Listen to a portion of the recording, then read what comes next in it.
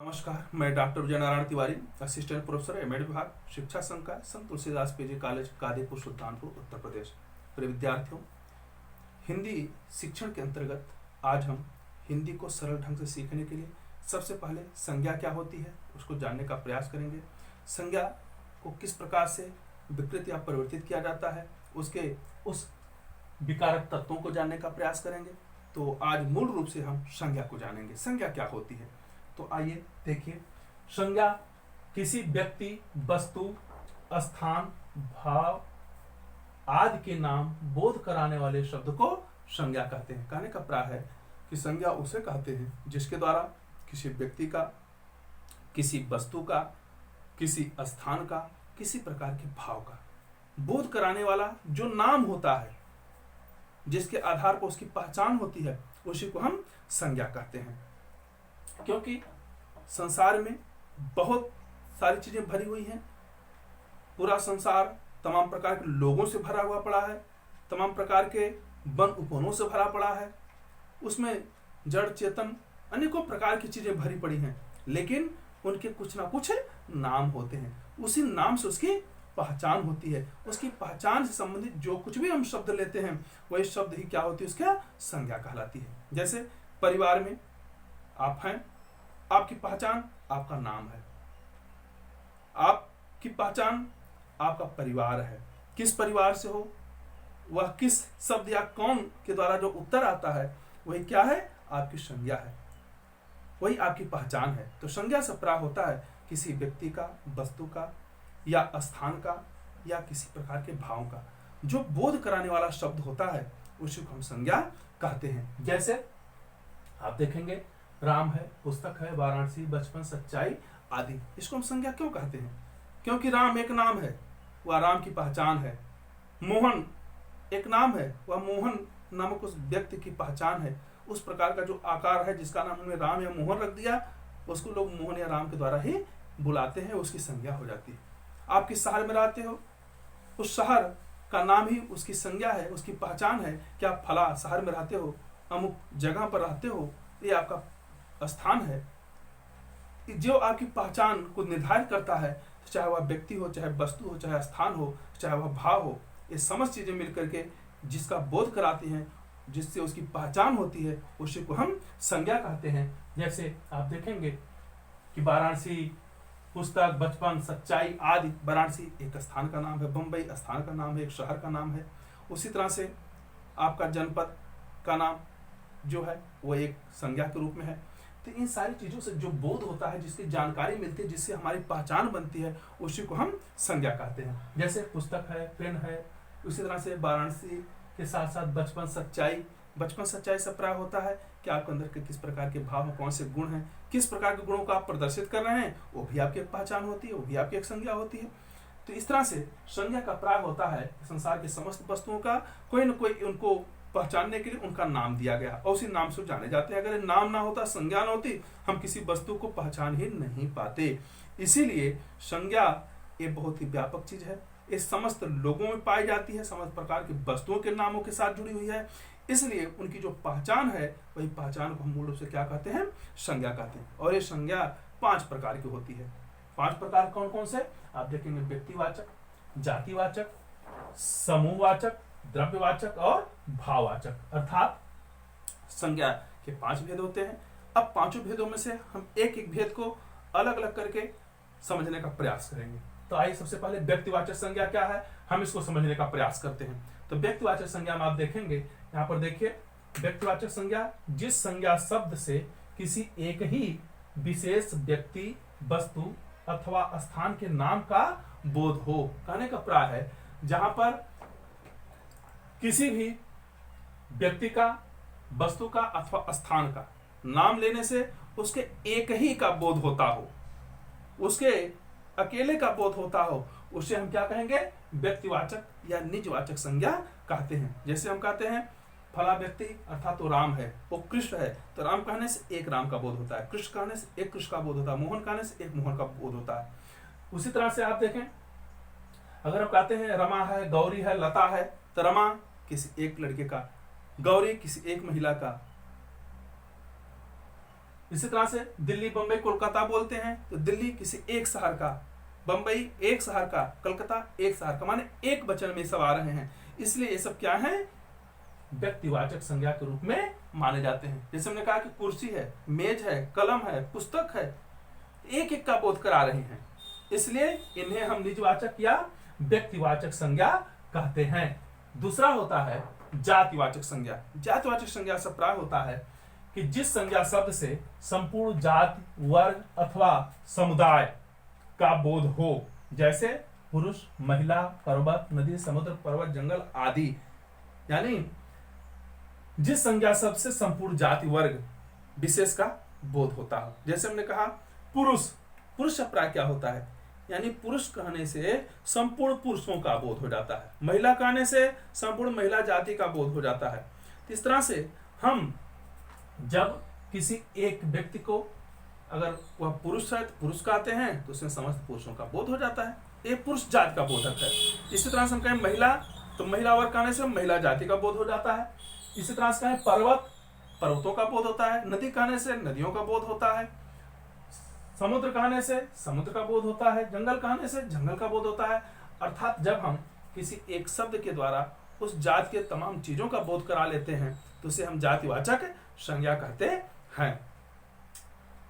तीसरा है समूहवाचक संज्ञा। समूहवाचक संज्ञा से प्राय होता है कि जिस संज्ञा शब्द से व्यक्तियों अथवा वस्तुओं के समूह का बोध हो उसे हम समूहवाचक संज्ञा कहते हैं। जैसे भीड़ है, दल है, सभा, कक्षा, गिरोह, पुस्तकालय, प्रयोगशाला, जनता, सेना, खजाना, मेला, बर्तन आदि। आप देखेंगे हम एक शब्द का नाम ले रहे हैं लेकिन वे एक एक समूह का पूरा बोध कराने में समर्थ हैं। जैसे आप कहे कि भीड़, भीड़ क्या है, शब्द है कि भीड़ है, कहने में तो बहुत छोटा लग रहा है लेकिन यह एक समूह का बोध करा कि भीड़ में बहुत से लोग उसमें एकत्र हो गए हैं, उसे हम भीड़ कहते हैं। बहुत से लोगों का बोध करा है। दल, कई लोग मिलकर के उसमें काम कर रहे हैं, ये दल कहलाता है।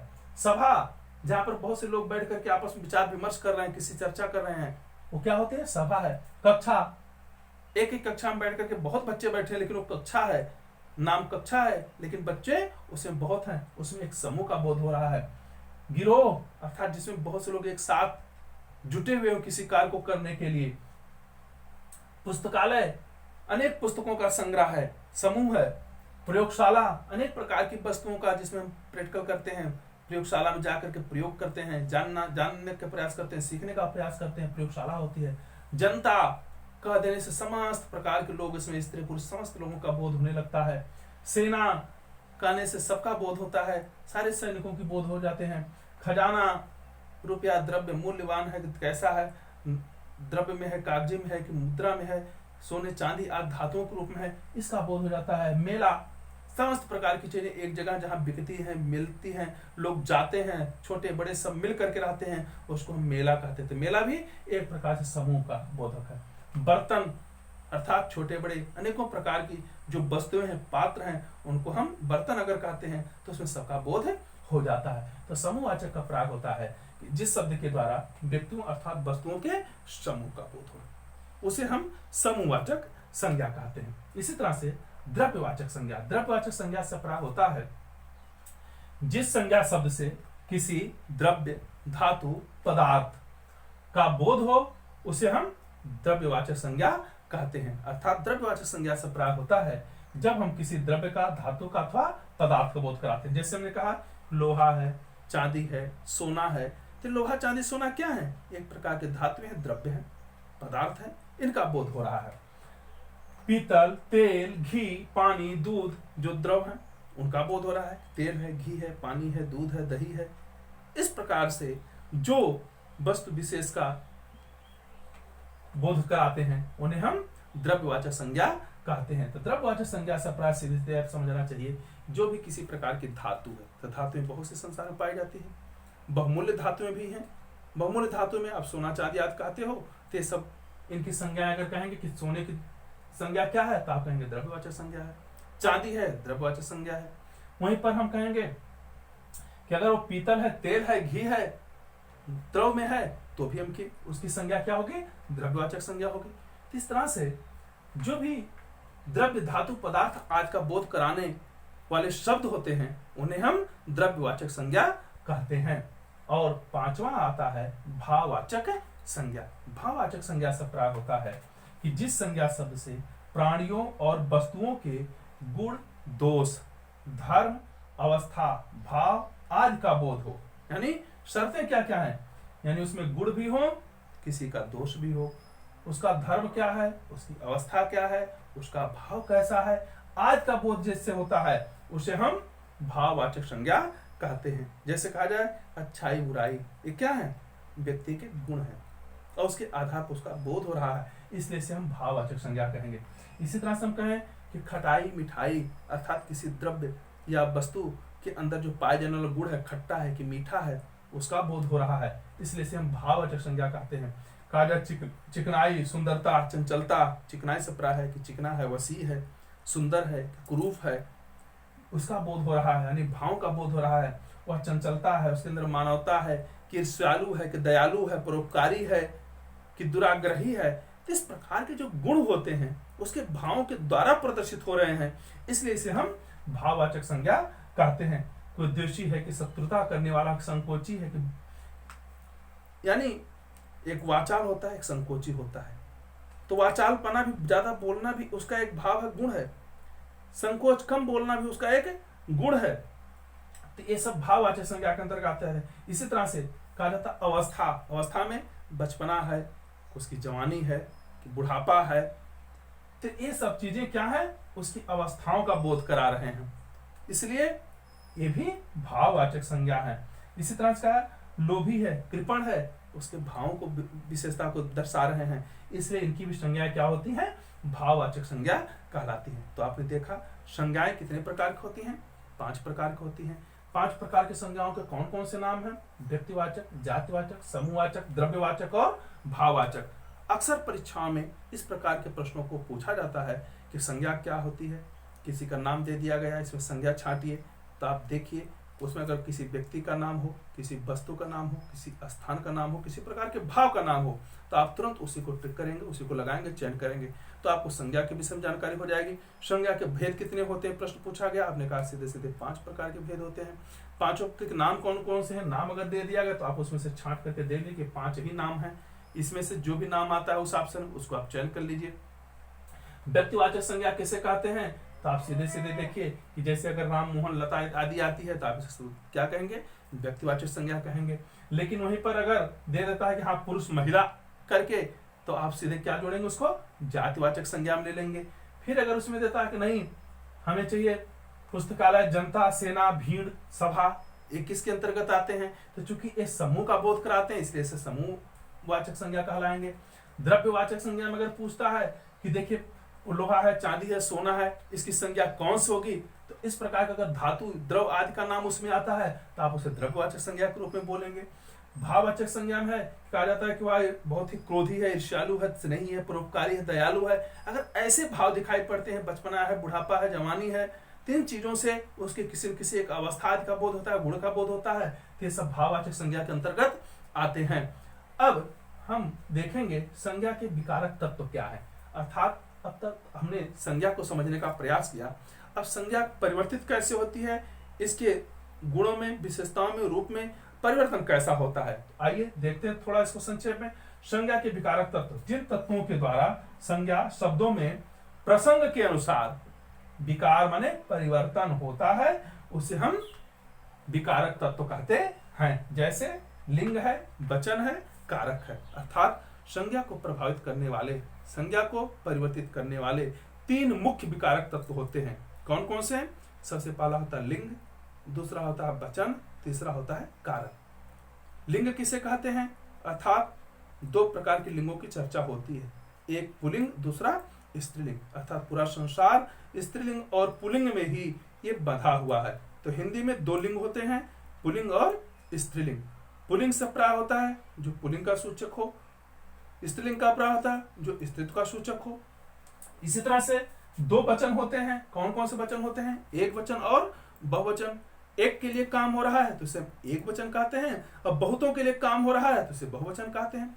इसी तरह से तीसरा जो कारक होता है वह कारक है, अर्थात इसके जो तत्व या कारक कौन से हैं, वो स्वयं उसका नाम ही कारक है। तो कारक 8 प्रकार के होते हैं। कारक सब प्राय होता है जब हम किसी वस्तु के उसके संज्ञा, सर्वनाम, विशेषण आदि के द्वारा उसका बोध होता है, उसके अंदर जो विकार होता है, तो उसे हम कारक के रूप में कहते हैं। जैसे कि राम पुस्तक पढ़ता है, एक वाक्य ले लेते हैं, तो राम क्या है, कैसे पता लगेगा कि संज्ञा है कि कारक है कि विभक्ति है कि विशेषण है?